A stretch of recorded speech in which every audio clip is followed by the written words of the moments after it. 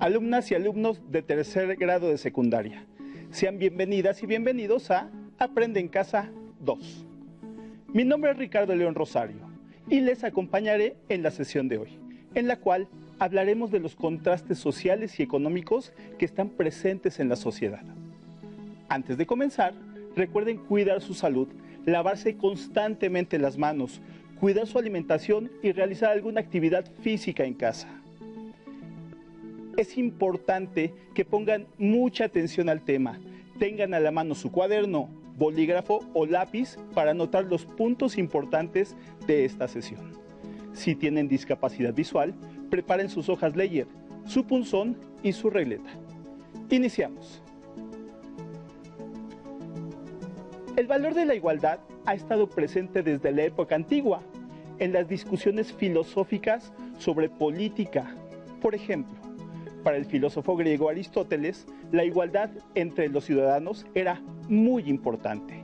A él se le atribuye la siguiente frase: el único estado estable es aquel en que todos los ciudadanos son iguales ante la ley. Aristóteles fue uno de los filósofos griegos más importantes de la Grecia antigua, que se refería a la importancia de que la ciudadanía fuera igual ante la ley para lograr la estabilidad en el Estado. La libertad hace que un país sea estable, con base en la igualdad, es decir, si todas y todos somos tratados de la misma manera, seguramente tendremos oportunidades que nos harán crecer como sociedad. Cuando en una casa, colonia, comunidad o un país, las personas no somos tratadas por igual, seguramente existirán conflictos, situaciones de violencia que generan fuertes trastornos. En estos grupos sociales, los conflictos provocados por la falta de igualdad dificultarán que en ese lugar las cosas marchen armoniosamente. Pensémoslo en un sentido más amplio. En un grupo social hay personas que tienen diferentes formas de pensar y entender las cosas, donde hay diferentes valores, costumbres y finalidades. En estos grupos sociales amplios, puede haber personas que busquen tener beneficios personales, no siempre considerando los derechos de las y los demás. También puede haber personas que busquen la armonía, a quienes les guste el arte, el deporte o que tengan otros intereses. En esos grupos es necesario tener normas claras de convivencia, establecer que todas y todos son iguales ante la ley y que tienen los mismos derechos. Pero también que es importante eliminar las desigualdades. En el caso de nuestro país, encontramos una gran diversidad.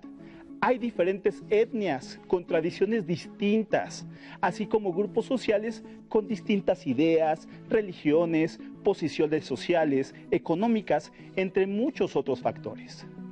En ocasiones, es difícil que una persona o grupo entienda a otro.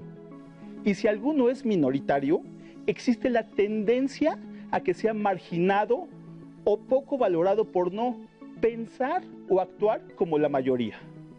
Es aquí donde inician los tratos desiguales. La discriminación es resultado de la desigualdad. Les invito a que veamos y escuchemos el siguiente video y lo analicemos. Desde la conquista y colonización, la organización social de la Nueva España se basó en el origen étnico, el color de piel, el lugar de residencia, la ocupación laboral y el nivel de riqueza. Los españoles y algunos criollos gozaron de grandes privilegios que generaron una marcada desigualdad social. ¿Cómo se manifestó esta desigualdad? ¿Qué ha cambiado y qué ha permanecido hasta nuestros días? Veámoslo.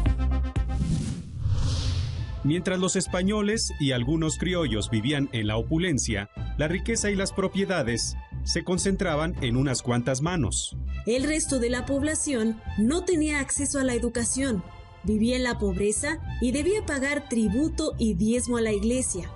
Por ejemplo, la mayoría de los indígenas no tenían tierras para subsistir. por lo que la pobreza, la mala alimentación y las enfermedades mermaron a este grupo. Por su parte, las diversas castas no tenían representación política y les era difícil acceder a cargos públicos o a una buena posición económica, siendo el color de su piel y la etnia lo que determinaba su papel y nivel en la sociedad. La desigualdad también fue notable en la vestimenta, los hábitos y la alimentación. Estas diferencias motivaron la discriminación, vinculando a los africanos, a los indígenas y a las castas con la suciedad, la delincuencia y la enfermedad, y a los vagos, los mendigos y los léperos con la desnudez y la falta de higiene. A pesar de que México logró su independencia y adoptó ideas del liberalismo y la Ilustración, la desigualdad y algunas formas de discriminación aún prevalecen. La riqueza sigue concentrada en pocas manos, y esto limita el acceso a los recursos y oportunidades de desarrollo.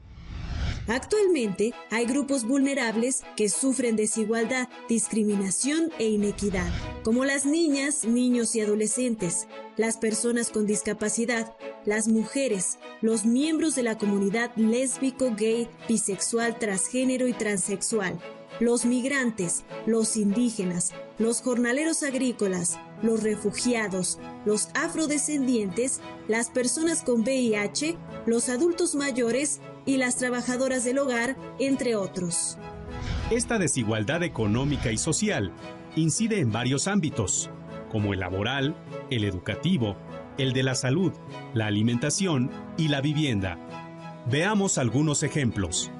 En el ámbito laboral, la desigualdad se ha manifestado como acoso y violencia, horarios de trabajo extenuantes, bajos salarios, poca o nula seguridad social y falta de reconocimiento de la actividad laboral, como es el caso de las mujeres en el trabajo doméstico. Según el Consejo Nacional para Prevenir la Discriminación, CONAPRED, las mujeres ganan 34% menos que los hombres por hacer el mismo trabajo y no se les remuneran las labores que realizan en casa. El rezago en el ámbito educativo y la deserción se asocian a la desigualdad de recursos y de oportunidades, así como a las distintas expectativas sobre la educación y a las características de las instituciones escolares. Además, la educación se ve afectada por el género y las diferencias étnicas y regionales, lo cual no facilita el acceso a las oportunidades. Dos ejemplos son el rezago educativo, que incide sobre todo en mujeres de estratos bajos, y el hecho de que los indígenas registran tasas inferiores de acceso y terminación educativa. En resumen, en el ámbito educativo, las desigualdades son generadas por los recursos, el género y la condición lingüística. También son los indígenas quienes más padecen la marginación en los ámbitos social y económico, lo cual dificulta el goce de sus derechos y la visibilidad de sus exigencias. Las desigualdades actuales generan discriminación relacionada con el origen étnico o racial, el nivel educativo, el sexo, la edad, la condición social, económica y de salud, la lengua, la religión, las opiniones, las preferencias sexuales, entre otros factores. Somos agentes de cambio. Todos debemos contribuir a la construcción de una sociedad más equitativa, reconocer la diversidad y el respeto a los derechos de todos. ¿Qué les pareció el video? La discriminación hacia las personas por su color de piel o adscripción étnica es un problema de la sociedad que tiene raíces muy profundas. Durante mucho tiempo se ha pensado que hay grupos sociales con más derechos por tener un color de piel o pertenecer a un grupo social. ¿Conocen casos así? Para reducir la discriminación es importante que podamos reconocer que todas las personas son valiosas y que tienen los mismos derechos. También es importante reconocer que tienen conocimientos, costumbres, tradiciones y experiencias por compartir. Es tan importante el tema de la igualdad que los organismos internacionales y las leyes de cada país han tenido que legislar al respecto. Por ejemplo, la Declaración Universal de los Derechos Humanos, en su artículo 1, habla de ella y menciona: todos los seres humanos nacen libres e iguales en dignidad y derechos, y dotados como están de razón y conciencia, deben comportarse fraternalmente los unos con los otros. El artículo 2 nos dice que toda persona tiene todos los derechos y libertades proclamados en esta declaración, sin distinción alguna de raza, color, sexo, idioma, religión, opinión política o de cualquier otra índole, origen nacional o social, posición económica, nacimiento o cualquier otra condición. Así como estos, también los artículos 6, 7, 8, 10, 11, 16, 21 y 23 hablan de la igualdad de los individuos a nivel mundial. Les invito a que lo consulten y comenten con sus compañeras, compañeros o familiares. Por otro lado, la Constitución Política de los Estados Unidos Mexicanos, en su artículo 1, nos menciona que queda prohibida toda discriminación motivada por origen étnico o nacional, el género, la edad, las discapacidades, la condición social, las condiciones de salud, la religión, las opiniones, las preferencias sexuales, el estado civil o cualquier otra que atente contra la dignidad humana y tenga por objeto anular o menoscabar los derechos y libertades de las personas. El artículo 4 habla de la igualdad entre hombres y mujeres. El 12 de que no existen títulos de nobleza, así se garantizará la igualdad. El 13 habla de que ninguna persona será juzgada por leyes que las priven de sus derechos. Las leyes no son hechas para que se queden escritas en un libro cerrado, sino para cumplirse.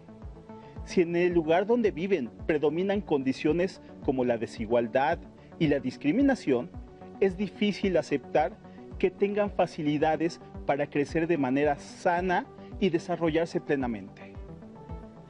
También hay situaciones en que las limitaciones económicas influyen de manera negativa en el desarrollo de las personas o que tal vez por alguna enfermedad vean frenado su crecimiento personal. Pero las leyes nos protegen. Existen organismos como la Comisión Nacional de los Derechos Humanos que velan por el cumplimiento de las obligaciones del Estado para proteger y favorecer el ejercicio de los derechos de todas y todos. No se queden calladas o callados si sus derechos son vulnerados. Si hay alguna situación en la que vean vulnerados sus derechos, pueden acercarse con un familiar, maestra, maestro o persona de su confianza y comentar lo que está pasando. Existen datos en México en donde se denotan una serie de desigualdades importantes. Por ejemplo, según datos del Instituto Nacional de Estadística y Geografía, INEGI, presentados en la cuenta satélite del trabajo no remunerado de los hogares de México en 2018, las mujeres dedicaban 3.24 veces más tiempo a las labores del hogar que los hombres, mientras ellas dedicaron 20.151 horas en el año, los hombres dedicaron 663, mientras que las mujeres dedicaron 521 horas anuales a la limpieza, los hombres solo 168. Esto es considerado como algo normal en algunos lugares. ¿Por qué las mujeres tienen que dedicar más tiempo a los labores del hogar que los varones? Sigamos con esto y miren cómo cambia. En la siguiente imagen vemos que si las condiciones económicas son más precarias, es decir, que se tienen menos ingresos económicos, los hombres ayudan aún menos. Anoten en su cuaderno por qué se siguen dando las condiciones de desigualdad en el hogar. Según datos del INEGI, en 2018 el ingreso total trimestral por hogar fue de 53,012 pesos.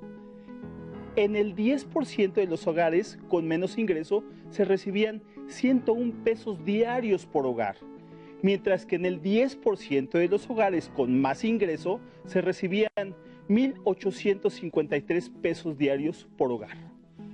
Al separar los hogares urbanos o rurales, cada persona que recibía ingresos en ese año o perceptor recibía en hogares urbanos con menos ingreso 46 pesos, en hogares urbanos con más ingreso 804 pesos, en hogares rurales con menos ingreso 37 pesos, en hogares rurales con más ingreso 709 pesos.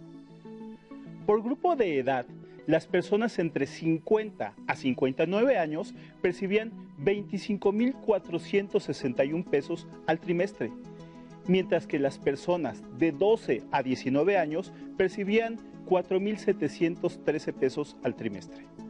Por su parte, las personas indígenas o que hablaban alguna lengua indígena percibían 2.873 pesos al trimestre. Finalmente, de acuerdo con la escolaridad, quienes estudiaron un posgrado completo o incompleto percibían 86.880 pesos al trimestre, mientras que las personas con estudios de primaria completa percibían 8.527 pesos al trimestre. Es decir, la riqueza no tiene una distribución igualitaria, lo que hace que no existan las condiciones para que todas y todos tengamos acceso a las mismas oportunidades de desarrollo. Por ejemplo, educativas o médicas. Es injusto criticar a las personas por su condición económica. Las desigualdades existen en la sociedad, pero de manera colaborativa podemos pensar qué se puede hacer para que todas y todos tengamos las mismas posibilidades de desarrollo. Han estudiado que el Estado tiene la responsabilidad de garantizar el ejercicio de los derechos de las personas, por ejemplo, a un salario digno. La desigualdad provoca desequilibrios que se reflejan en los niveles de bienestar y desarrollo humano en México y en el mundo. Para eliminar la desigualdad, en los gobiernos democráticos se han establecido derechos políticos, culturales y sociales, entre otros. Especialmente los derechos sociales se orientan a favorecer que las personas de un país se desarrollen en libertad, autonomía e igualdad. Generan condiciones políticas, sociales y económicas para que accedan a los bienes necesarios que permitan desarrollar las capacidades físicas e intelectuales de cada ser humano, para alcanzar el bienestar y tener una vida digna. También se requiere que las personas desarrollemos conocimientos y habilidades para hacer valer nuestros derechos y asumir las responsabilidades que garanticen el bienestar personal y social. Hemos hablado ya sobre la igualdad de los derechos, pero también estamos viendo que hay desigualdades. Estas desigualdades hacen que para unas personas sea más sencillo ejercer sus derechos. En este caso, conviene pensar en el concepto de equidad. Esto nos permitirá comprender por qué debemos ser tratados igual y equitativamente para una mejor convivencia. También se requiere hacer que lo que está escrito en documentos normativos para garantizar que todas las personas sean iguales en el goce y el ejercicio de sus derechos sea una realidad en la vida cotidiana de las personas. Escuchen la siguiente situación y anoten en su cuaderno las acciones que consideren correctas para ejercer la igualdad con equidad. Imagínense un papá que tiene dos hijas, una en primaria y otra en universidad, y les da para sus gastos de la escuela. Igualdad sería que para las dos se les diera la misma cantidad, pues son sus hijas. Sin embargo, la niña que va a la primaria lleva sus alimentos de casa y se traslada caminando a la escuela, mientras que la hija universitaria se traslada en transporte público y tiene que comer cerca de la universidad. Para ser justos y equitativos, la universitaria necesita mayor cantidad que la menor, ya que tiene que trasladarse en otro tipo de transporte, solventar gastos de comida, libros, fotocopias, etc. Mientras que la pequeña se le lleva a la escuela y quizá solo tenga gastos para comprar algo a la hora del receso. Escriban si es justo que a la mayor se le otorgue más dinero conforme a la equidad. A pesar de todo lo que hemos expuesto, existen personas a quienes les cuesta mucho trabajo entender que todas y todos nacemos iguales y cada que tienen la oportunidad menosprecian a un subordinado, sea en el trabajo o se crea el de mayor rango en casa, sin entender que lo único que logra es crear ambientes de violencia en contra de una sana convivencia. Desde muchos años atrás, la discriminación ha existido y se ha luchado para que desaparezca, a pesar de que se entiende que existen condiciones para que se genere desigualdad. Estas deben de revertirse con ayuda y colaboración de todas las personas e instituciones competentes. ¿Cómo se puede trabajar en favor de la igualdad? Vamos a ver y escuchar el siguiente video. En él se hablará de personas que han trabajado a favor de la igualdad, a pesar de las condiciones adversas en las que se encontraban. Rigoberta Menchú es una activista guatemalteca que lucha por los derechos de los indígenas. Su infancia y juventud fueron marcadas por la pobreza, la discriminación racial y la violenta represión para contener las aspiraciones de justicia social por parte de los campesinos. Uno de sus hermanos fue víctima de los terratenientes que arrebataban las tierras a los indígenas y su madre fue secuestrada, torturada y asesinada por grupos paramilitares. Así, inició una campaña pacífica de denuncia contra el régimen guatemalteco y la violación a los derechos humanos. Su lucha fue reconocida con el Premio Nobel de la Paz en 1992.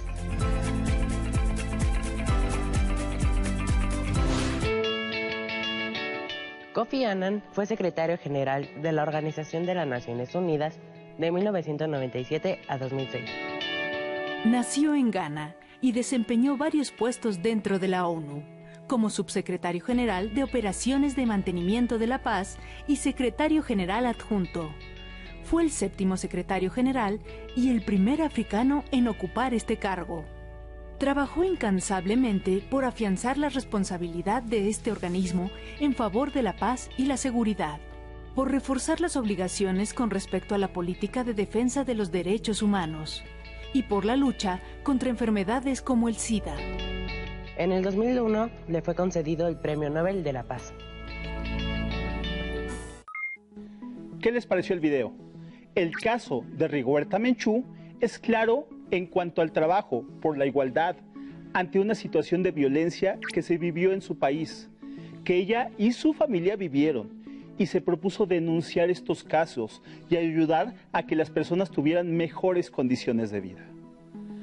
¿Hay situación de desigualdad cuando se usa la violencia en contra de un grupo? Es más claro cuando esta violencia se usa por parte de un grupo en el poder. El caso de Kofi Annan es también importante, aunque su trabajo a favor de la igualdad tiene otras características. Como secretario general de las Naciones Unidas, trabajó a favor de la paz, también en la defensa de los derechos humanos y en la lucha contra el SIDA, una enfermedad de transmisión sexual sobre la que seguramente ya han estudiado. Esta experiencia es importante en relación con la promoción de la igualdad. Se trata de buscar que todas y todos tengan acceso a las condiciones necesarias para su desarrollo. Entre ellas, la salud es muy importante. ¿Por qué podría ser importante para la ONU el combate a esta enfermedad? Porque se trata de un padecimiento grave que tiene consecuencias en el desarrollo de las personas. Según cifras de la ONU, en 2019, 1.7 millones de personas contrajeron SIDA en el mundo y 38 millones ya vivían con el virus del VIH, de los que solo 25.4 tenían acceso a medicamentos. En ese mismo año, 690,000 personas murieron por enfermedades relacionadas con el SIDA. El acceso a los cuidados necesarios de salud para enfermedades graves o crónico-degenerativas es un reto a nivel mundial, debido a los costos que representa para los estados y para las personas. Una alternativa a este reto es la promoción de prácticas de vida saludable.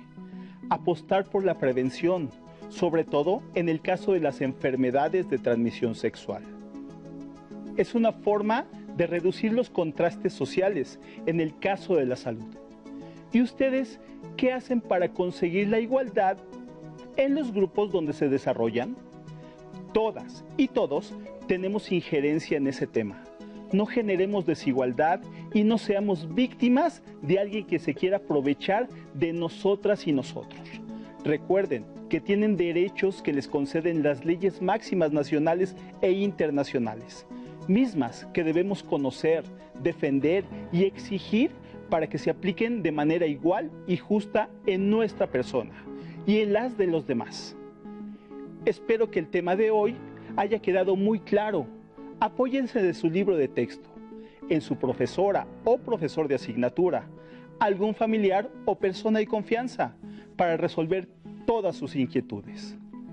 Es todo por esta sesión, pero no se olviden de seguir adelante con sus estudios. Cada que damos un paso más, la meta está más cerca. Soy el profesor Ricardo León Rosario. Nos vemos la próxima.